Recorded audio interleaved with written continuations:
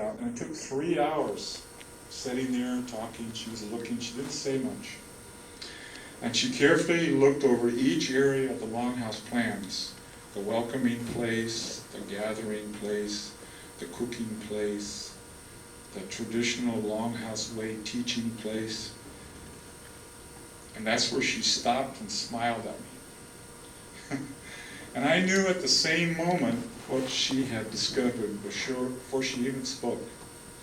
The fireplace in the traditional Longhouse teaching place did not align with any of the 6 sacred directions: east, west, north, south, sky, earth. What I got out of that was few clients would be concerned about aligning a fireplace with any cardinal direction. Fire and smoke are important elements to Native people. Balance with the elements of the world is critical to keeping the spirit of life and balance around us. And that's happened over and over with the animal world. It's happened with the human world. So I got various stories that go with that. And, let's go on here a little bit further. While I was a student studying architecture at university, one of the requirements of study was to take a 2-year course of the history of architecture and landscape architecture. Not once in the 2 years did the professor, this is in the 60s, not once did the professor talk about Native American architecture or landscape architecture in North America. Not once. Skipped right over and went to Asia. They did a little bit about Peru, but that was like a short little thing that's gone. There are some powerful ancient structures and sites all over North America built by Native people. There's Chaco Canyon. You ever been to Chaco Canyon? You know, it's a wonderful place. My wife said, she's not Native, she said, "Why didn't somebody tell us about this?" You know, I knew about the pyramids. I didn't even know what was in their own country. This is in Chaco Canyon, this way up canyon. It's not even been excavated yet. It's all over the Southwest. It's all over the Ohio Valley. It's all over the Northwest. It's all over the East Coast. It's all over the Midwest. It's pretty interesting. There are things all over here that need attention. So it was interesting to do that. And I stand on Indian ways and beliefs. Both historic and currents are worth understanding. And we're, the team that I've been working on, we're about to bring these ways and beliefs to Washington, D.C. They will not just be in the exhibits, but rooted in the architecture and the landscape architecture. There's a Northwest story, and I won't go into that story, and it says that that we should stand. It is good, get that right. It is good to stand inside our story. Native artists have been doing this for a long time. Native architects need to do it more. At the new National Museum of the American Indian, we would like you to stand with us inside our collective Native values and beliefs. As a Native architect, I'm assisting in the presentation of Indian ways and beliefs all over this country. There's a lot of wonderful things coming in the future. I want to help enlighten the non-Indian community about our unique ways. I want you to stand inside our story. Can we have the other carousel? So that's enough reading. What I'd like to show you now is the Smithsonian's National Museum of American Indian. This is an important place.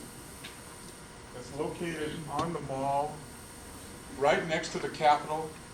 It's actually between the Capitol and the Air and Space Museum. It's right south of I.M. Pei's East Wing. I mean, it's the bookend. one of the bookends. It's a very important site. We were lucky to get this job, but we felt that we deserved it. Our team that has controlled this whole design from the very beginning was made up of 2 Indian men and 2 Indian women. We were the only ones like that. There were some Indian people helping on some of the other teams, but they didn't have a strong role. We controlled the design, and we still control the design. It was the community of Indian people that have controlled this from the very beginning. Some of us have come forward at various times, but it was a group. It's an Indian way to do that. That was myself, Douglas Cardinal, Ramona Saki-Escobar, an artist, Donna House, who's been here before, a botanist.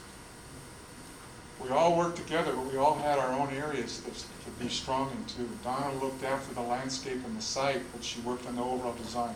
Ramona worked with interiors and still working with interiors, but she worked on the overall design. I worked with Douglas and the other architects on the whole thing. We just worked together on it. So it's been a unique thing for me for 7 years. But I think it was due to what we presented to the selection committee of those 4 people working on it that made it work, and we got the job. Now, it's a little fuzzy. There's the Washington Monument. There's the nation's capital. This white area right here is Aaron's Face. There's the site, right there. It's right next to the reflecting pool, right across from the east wing. It's a very important site. Sorry that's so fuzzy.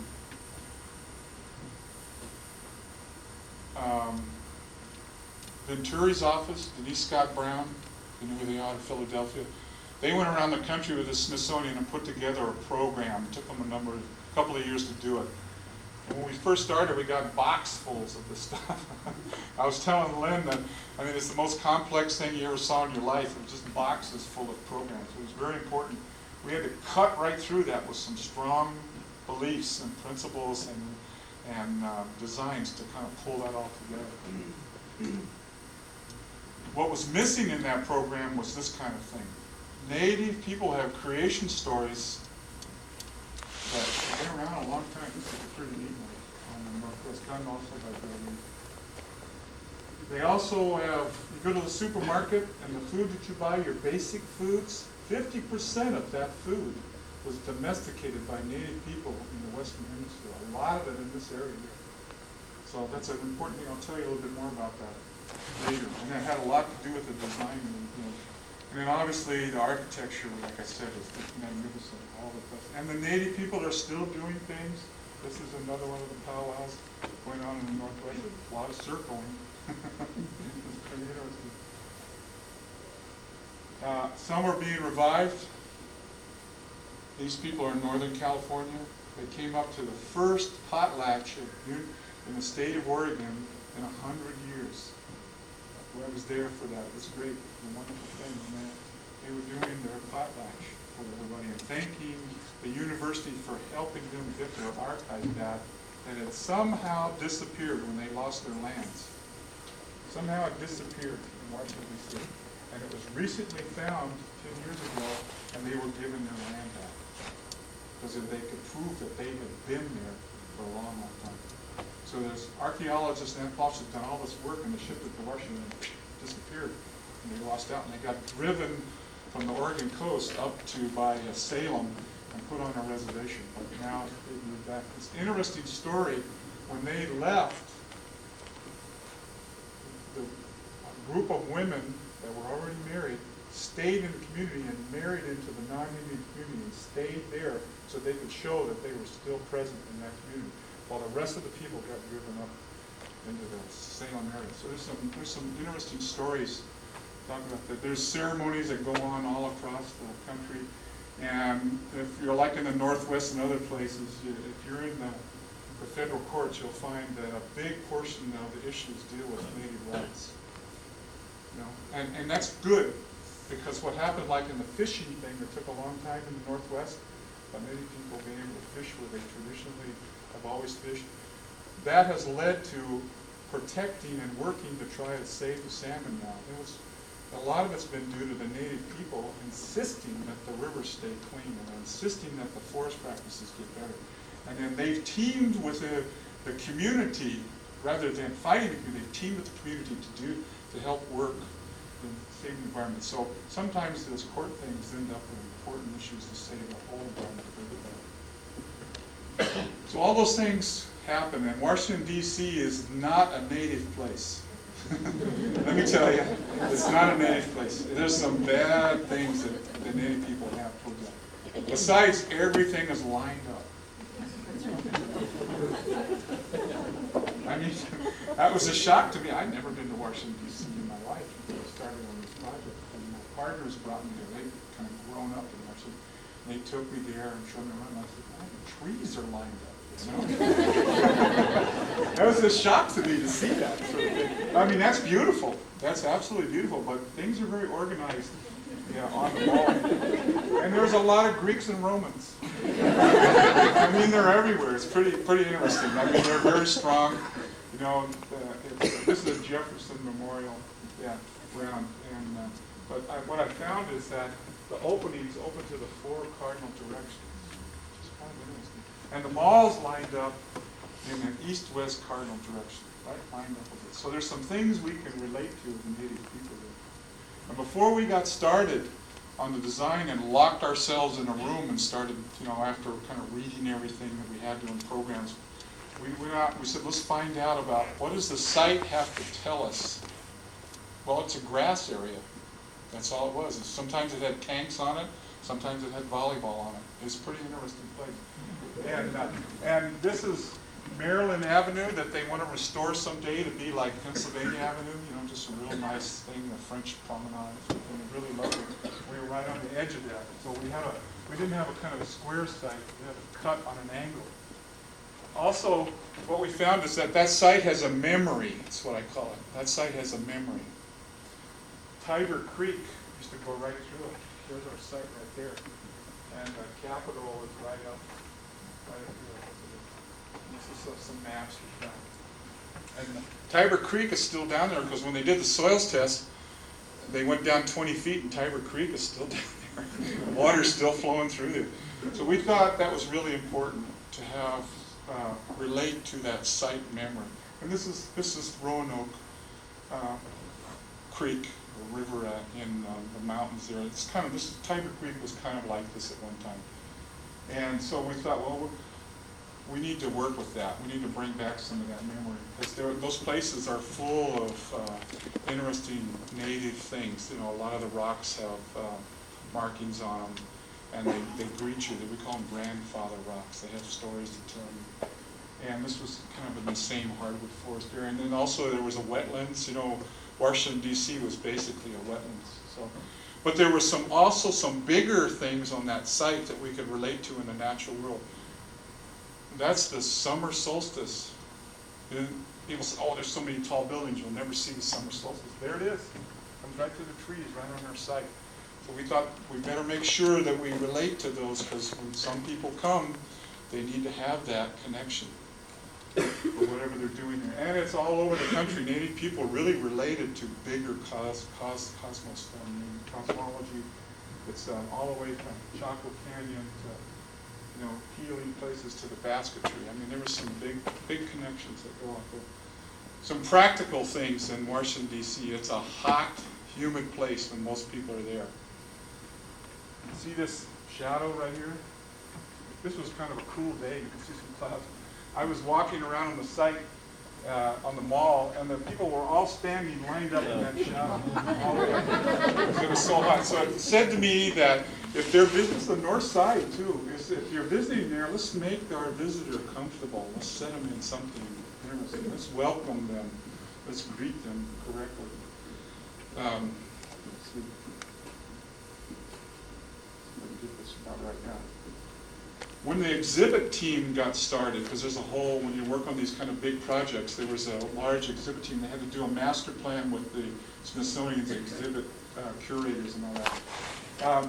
They talked about what they were going to do inside the building. They weren't just going to be talking about the objects. And what they're working on is real similar to this right now. They're going to be talking about native people living in the universe, in the native universe, and the stories of the people. It's a little different than that, but it's close to that right now. But they wanted the outside to be where people got prepared before they came in. I mean, you've got to have green signs, because it's a different place. When I step on the curb and come in and go into this place, I want you to feel something a little different. Maybe the trees aren't lined up. And that's what we do. And so I'll just show you a few drawings. After you sit around, you start talking. We started saying, well, 85% of the people are going to come from the northwest, and we want to get them down to the east side. And we want them to come in from the east and go out from the east, for a lot of reasons, native reasons and non-native reasons. And we want to get a wetlands down there in front of us. Yeah. And then we wanted to have the center of the whole place, there was a space called the Potomac. We wanted that in a certain relationship. So those were some of the early drawings. These are some where the architecture starts to get a little more refined. And like what I was saying last night, Lynn, is that it's sort of like dropping a rock in various puddles, and you see how the waves come together. We wanted to make this building have an organic quality to it. And you say, well, why? Well, the first thing that I heard from some of the architects is it says, uh-oh, here comes the teepee architects. You know? They thought we were going to do teepees on this site. And when we were up in Vancouver, BC, at one of the meetings we had with the Indian community around the country, this Inuit lady came up to me, elderly lady, and she put her finger at me and she said, when I come, when this place is built, when I come there, my people want to see some of us in that building. And it just scared me to no end. Okay, I mean, she comes from a totally different environment. How am I going to do that? So we had to relate to different things like the four worlds, the common connections between us. So, and organic is very important in the neighborhood because a lot of our earth is organic and flowing. So I skipped some things just to get to this so you could see. This is the first plan we came up with. The building here has a big Potomac space, a welcoming place that comes in. It has a theater and a cafeteria and a cafe. It has water along the north side to help make it cool and kind of lead you to this eastern end, the big wetlands. It has a big plaza here. And then, school kids get dropped off and they come in.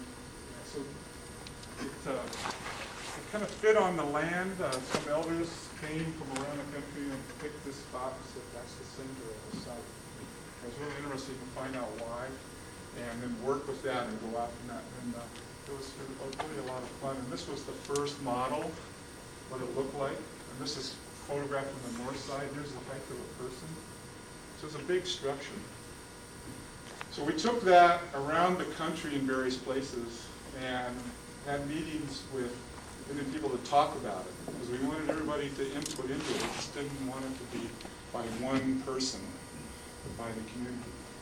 And then the rest of these slides, I'll just show you what it looks like now. And this is what they're building right now in Washington, D.C. They've done the excavation. Those things that look like spots, those are people. Give you some idea of scale.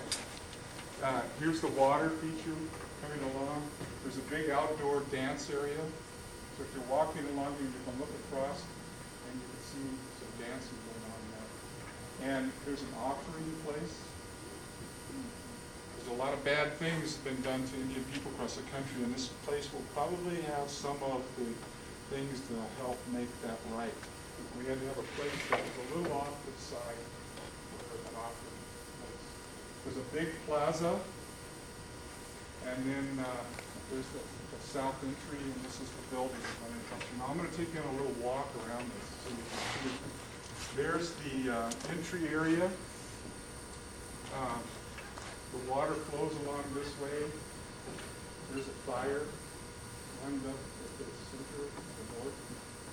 You can't have a fire in the building. It could be busted for smoking. That's what the people would be trying to be allowed to have a fire outside. Here's the big East Plaza. And what I said, that living thing, and I take that as real. That building, it's a living thing. It needed a birthday. So we're putting in this Eastern Plaza, we're putting in a pattern of what the stars will be in the year 2003 in that position. And that's the birth date for this place. I'll always keep it, and I'll do the first date. And there'll be a plaque. It'll be right there in the middle of it. You know, the plaza will be used for dancing and singing. You'll get to see the Capitol. What does the building kind of look like? Well, there it is. You come in here, it's a big welcoming place. You can either go clockwise, so you can step down from counterclockwise. You know, people have different ways of doing it. There's a big central dance area, and what we were concerned about is that people might come in here and back up if there's a lot of dancing. Because if you've seen some of, not just plains dancing, but see, like say something from the Southwest where the women are having the pots on their head, and they have to balance those pots and dance to the song. It's a really wonderful thing to see. Well, that stopped if we came into it. And so we wanted to keep people flowing. So we're doing a copper screen that comes around, it's about 100 and something feet around. And it's about 8 feet tall here, and of course, on the small things. But we felt that it really represented a lot of things in the native culture. It's woven. It's going to have some different things done to it. I'll show you a little bit later on. But it's like the Smithsonian set up the circulation pattern for us. We couldn't change it from that. You come in, you go up elevators like the Holocaust Museum, and then you come down through the galleries. So that's how this big bank of elevators are here. There's two gift shops. One's on the first floor, and they're going to sell everything. On the lower floor will be high-end, probably a lot of jewelry. There's a 65-foot-long jewelry counter. They make a lot of money off that, and so they want to also be able to hire from many people. So we put that on the lower floor. There's a big 500-seat auditorium theater. It's not a big production theater, but it's a round theater. If there's an architect ever tried to deal with a round space and deal with acoustics, that was a lot of fun. But it works. We came up with some great things, and it'll be around the moon phases will be on the inside of this. And then this is a big cafe. And I'll tell you a little bit about that in a minute. But these are just some of the drawings in the early stages to give you some idea of how we tried to work with these words, you know. We're glad you're here. Now let us tell you our story. It's not, there's a section through the Potomac space. Here's the height of the person. Right there. It's pretty big space. And let's see if I can show you something. There's another section through the Potomac. There's a south window that'll let light in, and that light will move around at different times of the year. And then there'll be some things that'll register what time of year it is inside. So it's a pretty interesting place. There's a sketch of what might be happening inside. You'll be up in the balconies looking down. Everywhere you go, you connect back to that central space. And we sketched in like they're working on boats, wood boats, skin boats, bark boats. That's right. There'll be a lot more than just crafts here, but that's just one thing we put in the sketch. There's a model. You get some idea of that. This is the fourth floor, and come down, and there's a big central space.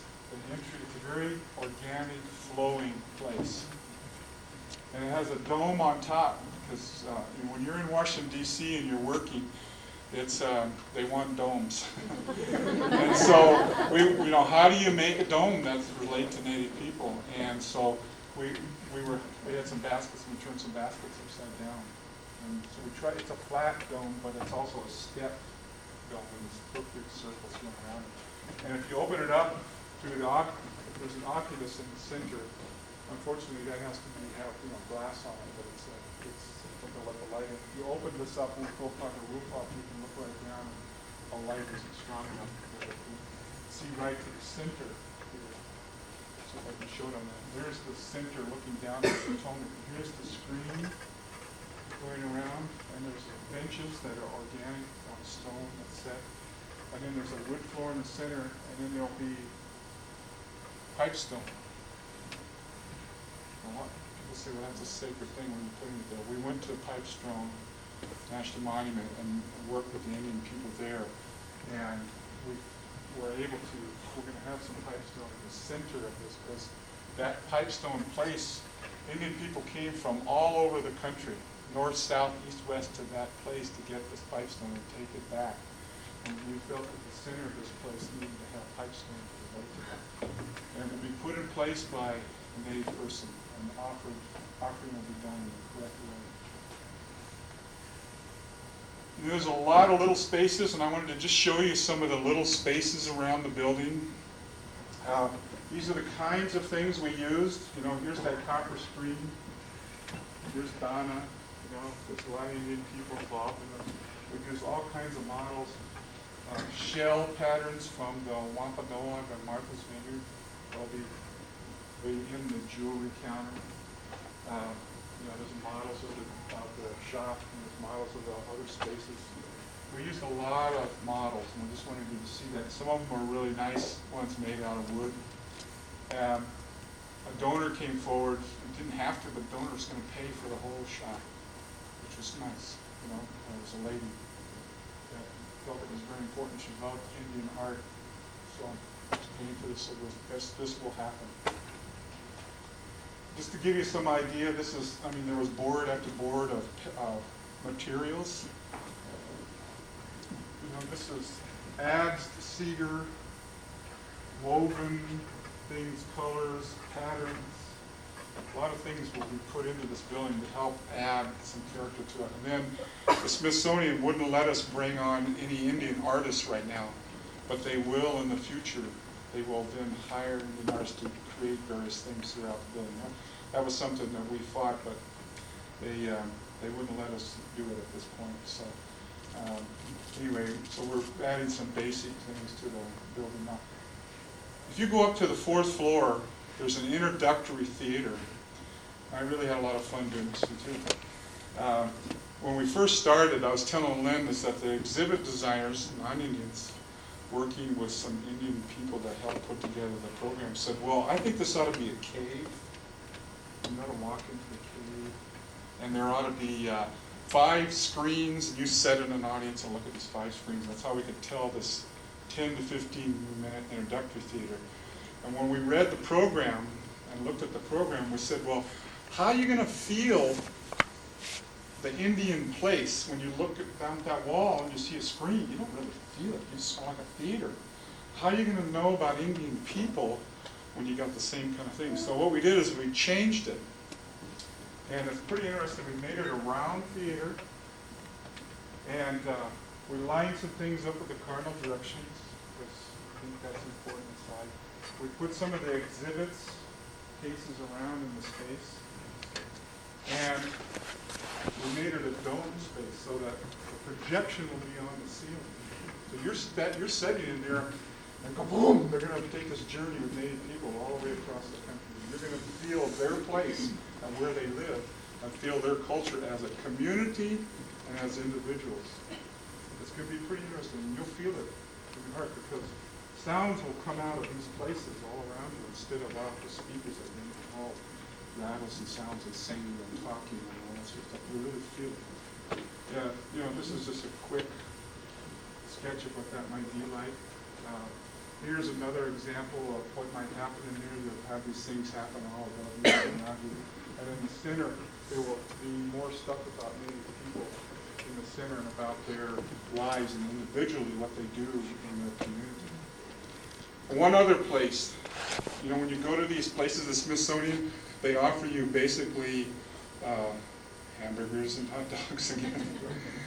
And then we said, well, you know, Native people have done all this stuff. What are you doing to, because the Smithsonian contracts these places all out. And just to give you some idea how we were able to, with this team, I think we could get into detail of things. We said, what are you serving in Native foods? And they said, oh, Navajo pizza. You know, it went on from there. I won't get into all the stuff they were talking about. And we said, well, look, we'll find some Indian people to help you develop a menu that represents Native foods. Long story, after many months, they were only going to serve Native food in their cafe. And you say, no, I'm not going to eat there. You know, but it's really interesting. Like I said, 50% of what you see in your basic foods came from Native people. They're centered around 5 regions of the country. So it's like a, what do they call those places in the college when you come in and they've got different counters around? Yeah, food courts. And you can go up and you can choose which region. There's kind of things that tell you what the food is, and you can then choose and buy that food. And there's a kids menu in each area too. So we worked it so that's going to happen. And they're doing it. It's a great thing to have happen because it's another message. Instead of just getting it all in the galleries, you get it throughout the whole building. So it's really a lot of fun. What does this thing look like now? There's what it looks like now. Where does this? It has to be stone because it's in the mall. Everything has to be stone. The stone comes from southern Minnesota, Kasota stone. It's a cream colored Kasota stone. Yeah, that's what it will be. And we try to get all these curves in this thing, you know, with stone, straight pieces of stone. That was an art to figure out how to do that, but we got it to work. It's really kind of a neat thing. You know, there's the East Plaza. It's about 100 feet across and has a big overhang, like, you know, people say, well, this looks kind of southwest like cliffs, but it wasn't. We didn't relate to that. We were trying to make it just organic and give it a protecting thing of the building. And I'm just kind of going around the building so you get some sense of what, this is the south side. You know, in most galleries, they don't want windows from the south side because they wreck the objects in there. So there's not a lot of windows. This is the office level. And then, you know, these are the entry points where you come in. And then this is the window that's along the south wall. That's, you know, looking at where you come from the northwest corner, going into it. So, you know, this was one of the first brochures that they put out. I thought it was pretty interesting. Sky, earth, fire, and water. When Donna House went and looked at the collection that Mr. Hay had bought from Native people when they were in their dire, destitute point, and they had to sell their lifelong treasures to stay alive. When Donna went to see that along with everybody, she walked around and she says, all this came from the organic world. Look at this. Isn't this interesting? You know, colors all came from the earth. You know, a lot of the materials came from animals and the natural world. Pretty interesting thing that they started out with that way. And you can see this. Do you know who Chief Dan George was? He's passed away now too. He was in Little Big Man. He was So This Is a Good Day. He wrote this poem. He was a really very good poem. I really believe in this. It's a simple concept. The beauty of the trees, the softness of the air, the fragrance of the grass speak to me. The faintness of the stars, the freshness of the morning, dewdrop on the flowers speak to me. The strength of fire, the taste of salmon, the trail of the sun, and the life that never goes away, they speak to me in my heart source. I think that's a message that all Native people have to share with the world. It's not all about battles, that's very important, but there's another big message that's much more important that we're all connected with. Thank you.